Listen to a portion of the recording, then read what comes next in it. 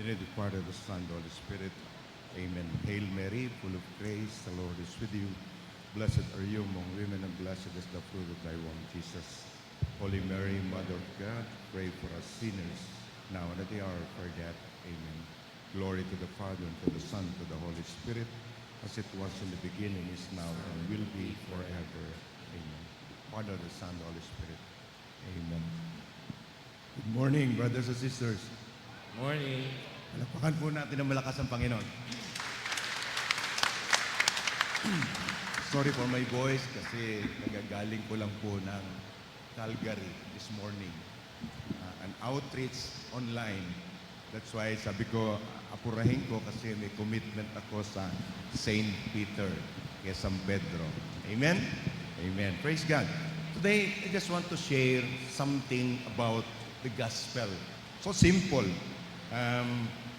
Overcoming evil with love. Paano natin i-overcome ang evil sa pamamagitan ng ating pag-ibig? Three things. One is love chooses mercy over revenge. Si Jesus po, tinuruan tayo, tinuturo sa atin kung paano magmahal. Kasi pag humanly ang pagmamahal, sigurado may revenge. Kailangan may ganti. Pero kay Jesus, ang pag-ibig niya, ibinigay niya ang lahat. Even nung ipinako siya sa krus. Katuwa nga every time nagre-reflect po ako doon Nung pinako siya sa krus, sabi ni Jesus, Ama, patawarin mo sila. Hindi nila alam ang kanilang ginagawa. Do you think, brothers and sisters, nung pinako siya sa krus, hindi nila alam na pinako nila siya sa krus? For sure, alam po nila. Pero kay Jesus pa rin, sabi niya, Ama, patawarin mo sila. Hindi nila alam ang kanilang, hindi nila alam ang kanilang ginagawa. Nung araw po, pag may nakasakit sa akin, pag may umargabyado sa akin, wala. Nakatanim na yun. Ibang klase, alam mo yung pagbabanta, na may araw ka din. Darating din yung panahon. Ako naman, susunod. I remember my uncle, parang inargabyado niya ang tatay ko. High school pa lang ako noon. Na-witness ko yun. So, during that time, bata pa ako, nagbanta na ako, sabi ko, pag kami yumaman, buti na lang, di kami yumaman. Pag kami yumaman, at siya naman lalapit sa amin, ako naman gaganti sa kanya. Praise God, at the age of 26, I met the Lord in a Life in the Spirit seminar. And it changed everything. Then during that time, mga after a week, 2, 3, 1 month, dear brothers and sisters, nung nasa Blessed Sacrament ako, sabi ng Panginoon, paano, kumusta ka na? Sabi ko, Lord, dami ko nang sinuko sa'yo. Sinuko ko na yung sigarilyo ko, pag-inom ko, pambababae. Sinuko ko na lahat. Then the Holy Spirit whisper, kumusta na ang uncle mo? Biglang umasim yung mukha ko. Sabi ko, Lord, pwede ba ambus ko na lang yon, Lord? Pwede ba ibalato mo na lang sa akin yung uncle ko? Alam mo si Lord, brothers and sisters, di ka man niya pipilitin Kasi ang Panginoon, meron tayong binigay sa atin yung the best God's love, free will, kalayaan. Kalayaan para sa'yo, para sa atin. Kalayaan mong pumili, umibig, o manghusga, kalayaan mo yun. But the thing, when I met the Lord, I learned so many things na kailangan magsasalita kayong mabuti. Yung kapaki-pakinabang sa kapwa. Titingin ka sa mabuti, makikinig ka sa mabuti, gagawa ka ng mabuti. Kabaligtaran sa aking buhay nung lumang buhay. Another month comes. Praise God. Dito na naman ako sa Blessed Sacrament. Inunahan ko na si Lord. So Lord, kukumustahin mo na naman yung uncle ko. Hindi kumikibo ang Holy Spirit. And later, the Holy Spirit whisper, it's up to you. Bahala ka. Kung gusto mo lumaya, kung gusto mo maging masaya, bahala ka. Why? Brothers and sisters, unforgiveness nagbibigay po ng sikip sa ating dibdib. Sa totoo lang. Kung meron ka naalala na hindi mo mapatawad-tawad ngayon, it translates in our life. Pati sa mukha mo, makikita mo. Hindi mo pwede i-cover. Maski gamitan mo pa yan ng Avon, magpabelo ka pa, gamitan mo pa yan ng Dutch Boy, Boysen, Coat Saver, hindi mo maitatago. Misa magugulat ka eh. May kaibigan ka, may makabarkada ka. Bakit ba ganyan ang mukha mo? Mukha kang Biyernes Santo. Hindi mo pwedeng ikubli. Hindi mo pwedeng itago. Makikita at makikita. Pero kung tayo po nagpapatawad, kung tayo po nakikipag-reconcile, I tell you, bubuhos yung biyaya ng Diyos. Magiging masaya ka sa buhay mo. Nung araw po, napakalungkot ko. Itsura ko, sobrang lungkot. As in, di ako nakikipagkapwa. Ayoko makipag-usap sa mga tao. Gusto ko, nag-iisa lang ako. Bakit? Kasi marami akong kinikimkim. Marami akong karga. Marami akong pasan. But when the Lord released everything, alam niyo po, nung nag-decide akong puntahan yung uncle ko, gulat po ako. Kasi years na ang dumaan bago ko siya napuntahan. In fact, I'm already an MC, prayer leader at that time. Pagpunta ko po, bedridden siya. Nakakuhan sa kama. Umiiyak siya. Kasi naalala niya yung ginawa niya sa tatay ko. At alam niya noon na na-witness ko yun. Alam mo, sabi niya, grabe ka. Ikaw pa ang pumunta sa akin. And I embrace him. Sabi ko, Tito, no problem. I forgive you. Anong kasalanan ko doon? Siya nagkamali. Ang kasalanan ko po doon, yung hindi ko pagpapatawad. Tatawag natin na sin of omission. Na alam mo na dapat mong gawin kasi kilala mo na si Kristo, hindi mo pa ginagawa. Yun yung isang bagay. Na ikaw na husband, na alam mo, kailangan mahalin mo yung wife mo. Mahalin mo yung asawa mo. Pero kung minsan may reservation pa tayo, hindi natin ginagawa. Minsan sabihin natin, Lord, uso naman yan ganyan naman talaga eh. But the good thing, brothers and sisters, ang Diyos po mismo sample. Siya mismo nagpakita sa atin na kahit Diyos na marunong pang magpatawad, kahit hindi siya ang may kasalanan. Question, sino po ang dapat nakapako sa krus? Ako, ikaw, tayo. Kasi tayo ang makasalanan eh. Pero inako ni Jesus yung pagkakapako sa krus. Para sa iyo, para sa akin, para sa atin, upang maligtas tayo sa kasalanan. The best God's love, John 3:16, for God so loved the world that He gave His only begotten Son, that whoever believes in Him will not perish, but have everlasting life. The key word, believe. Maniwala ka. Kaya lang kapatid, napakahirap maniwala sa taong hindi mo kilala. Kung dalaga ka, biglang may kumatok sa inyo madaling araw, sisilipin mo muna kung sino yung nasa gate. At kasabihin pa, binanggit pa yung pangalan mo, sisiguruhin mo. Ganon din po sa ating Panginoon. Pag hindi mo siya kilala ng lubos, mahirap magtiwala. Half-hearted ka. Nagbabago isipan mo. Pero batid natin, alam po natin na ang Diyos po, above all, ibinibigay sa atin ang lahat. Provided tayo. Oh my God.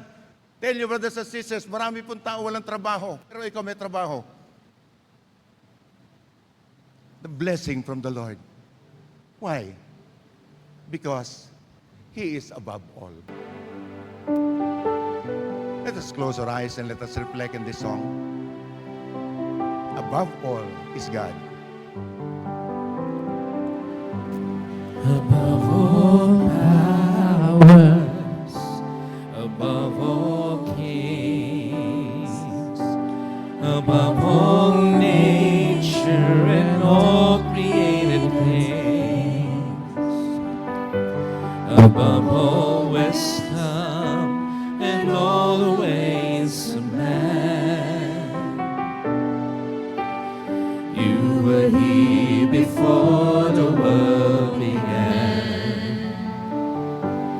Above all kingdoms, above all thrones, above all wonders this world has ever known, above all wealth and treasures of the earth. There's no way to measure what you're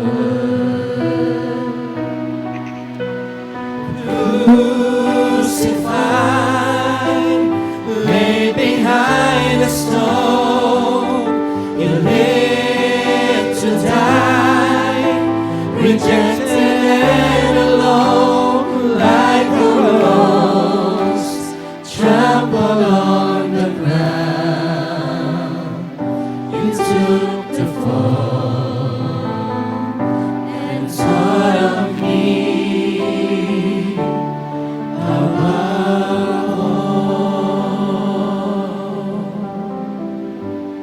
Palakpakan po natin. Second, love recognize God's faithfulness in every situation of our life.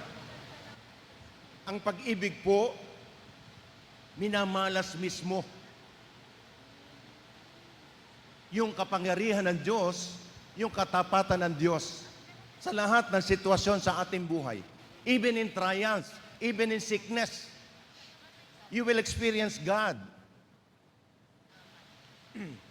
Yesterday, we have Life in the Spirit seminar in a marriage encounter in Marikina.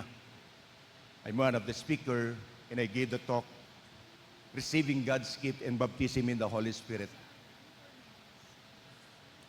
1/8 of my talk, bigla pong merong isang sister, lady, nakatayo siya, bigla na lang po na slain. Back! Sementado. Dinig na dinig mo yung kalabog kasi aircon, na parang ang pakiramdam mo, biyak yung ulo niya.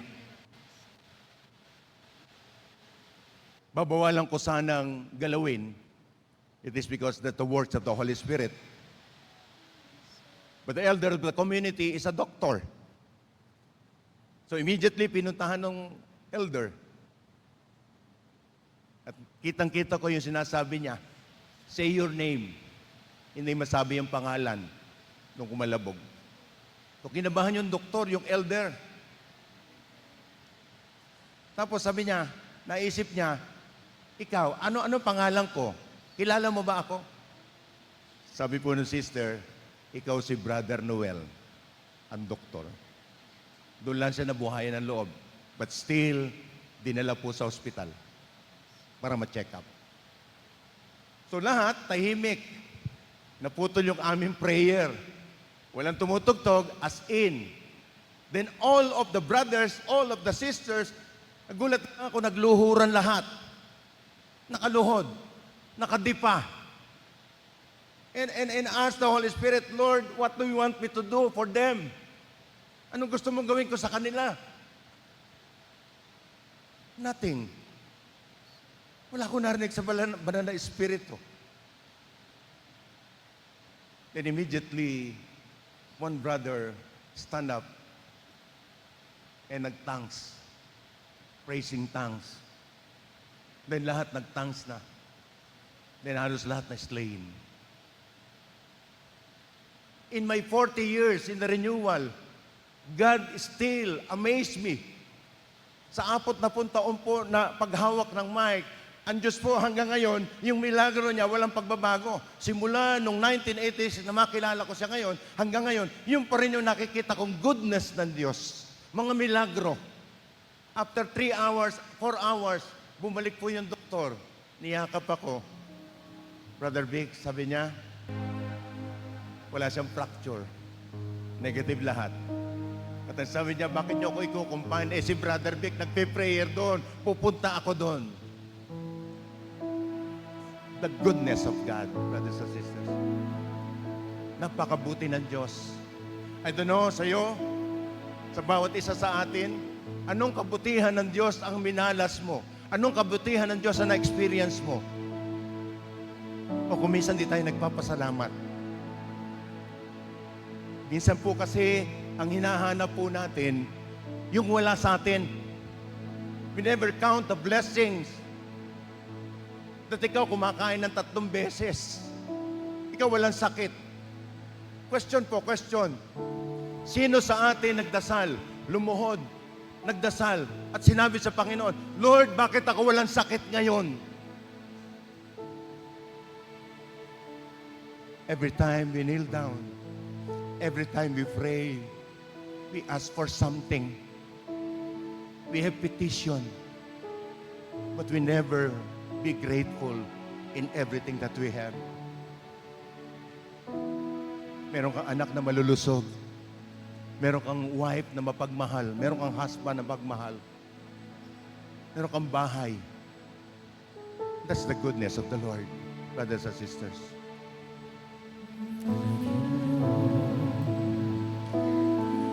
For your mercy never fails me. All my days I've been held in your hands. From the moment that I wake up until I lay my head, oh, I will sing of the goodness of God. All my life you have been faithful. All my life you have been so, so good. With every breath that I am able, I will sing I will sing of the goodness of the goodness of God.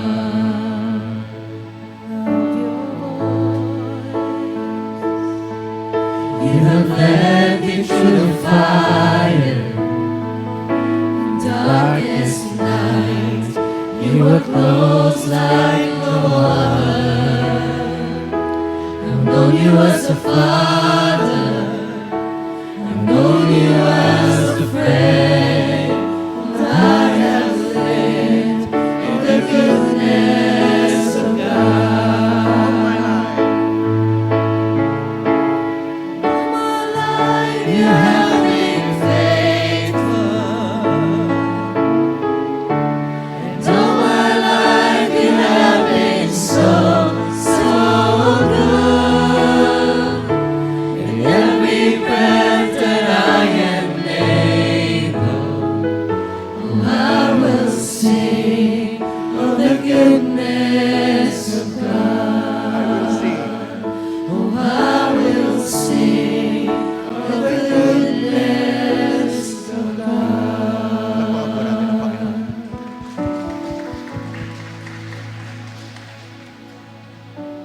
Last point. Love becomes possible. Ulitin ko po. Love become possible through the power of the Holy Spirit. Ang pag-ibig po, magiging posible lang kung ang banal na Espiritu ang kikilos sa atin. In Galatians 5 verse 22, the fruits of the Holy Spirit. The first is love. And you know what is the meaning of God? The meaning of God is love. 1 John 4 verse 8. Ang Diyos ay pag-ibig. Kasi kung ang Diyos po hindi marunong umibig, hindi po sa Diyos. Ang karakter po ng ating Panginoon, marunong magpaubaya, magparaya. Hindi lang niya iniintindi yung sarili niya. Madalas ang tao ganun eh. Tingnan niyo po ang mga tahanan po ngayon, ang tataas ng bakod. Nung araw, naalala ko yung bakod namin parang gumamela. Na pag sumuot ka sa gumamela, makakapasok ka na. Eh ngayon, pader as in. We become so selfish. Yung iba, hindi marunong magpatawad. Hindi marunong humingi ng tawad. Yung iba, sakim.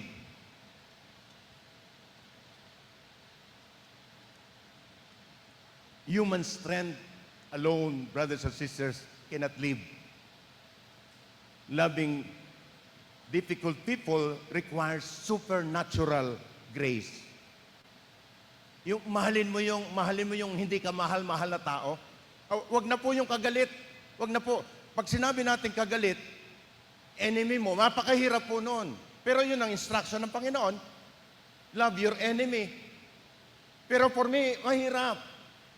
We need a supernatural grace in order for us to forgive. And that grace is the Holy Spirit. And what is the key? Surrender. Repent. Kasi pag sinurrender mo yung sarili mo, the Holy Spirit will take over in our life. Even in your business, even in your work. Pag yamot ka na, busit ka na, kapatid ko, pag tinawag mo ba na Espiritu, iti-take over niya yan. Believe me. That's my experience in my business for 40 years.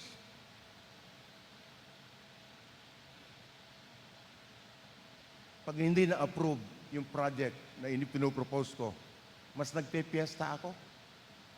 Even though, alam ko napakaganda, alam ko napakabuti, alam ko pinagdasal ko, pero kung hindi mangyayari, alam ko na merong mas magandang mangyayari na ibibigay ang Diyos. Work hard. Magtrabaho ng may sincero. As if nagtatrabaho ka sa Diyos. Pag nagtrabaho ka, pag nagnegosyo ka dahil lang sa kita, mahirap. Mabibigo ka.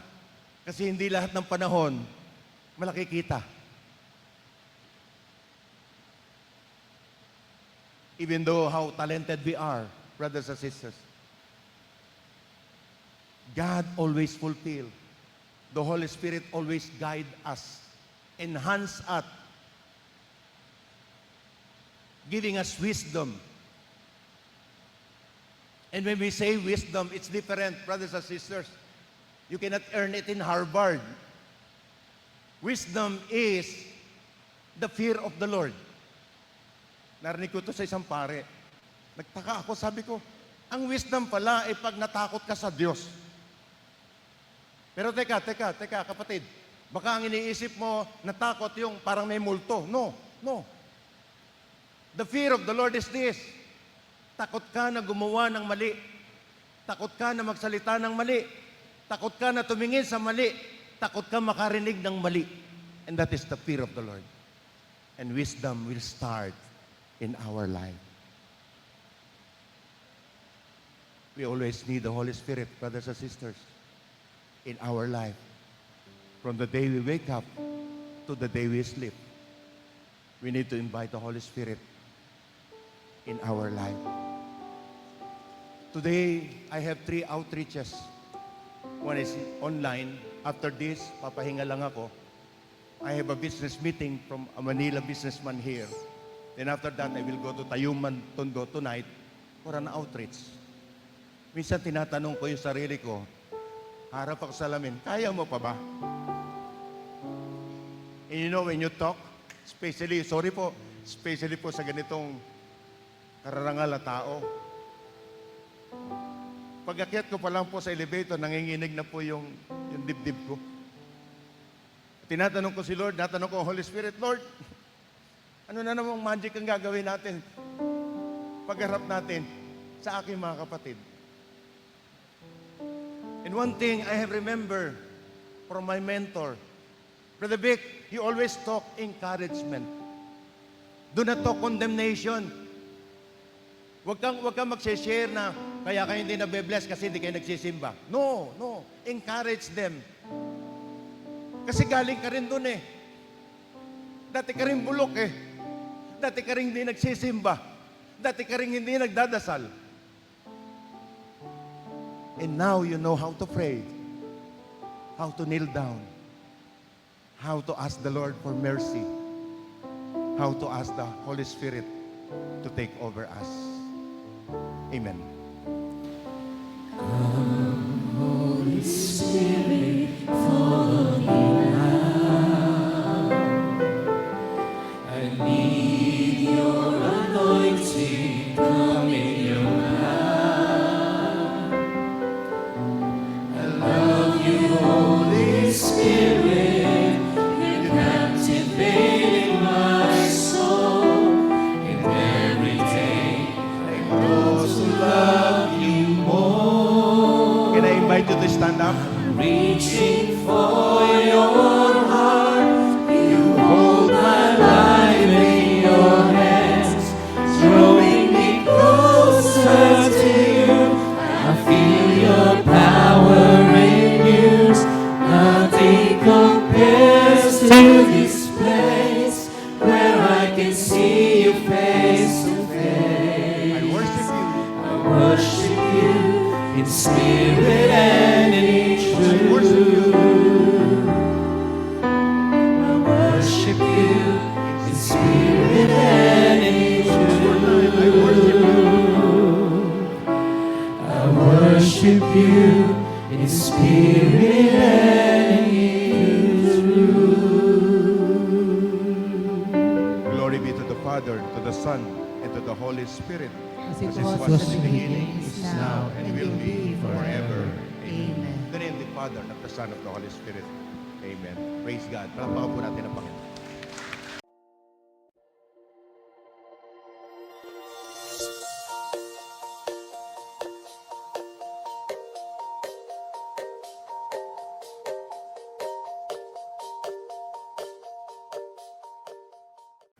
Thank you for joining us.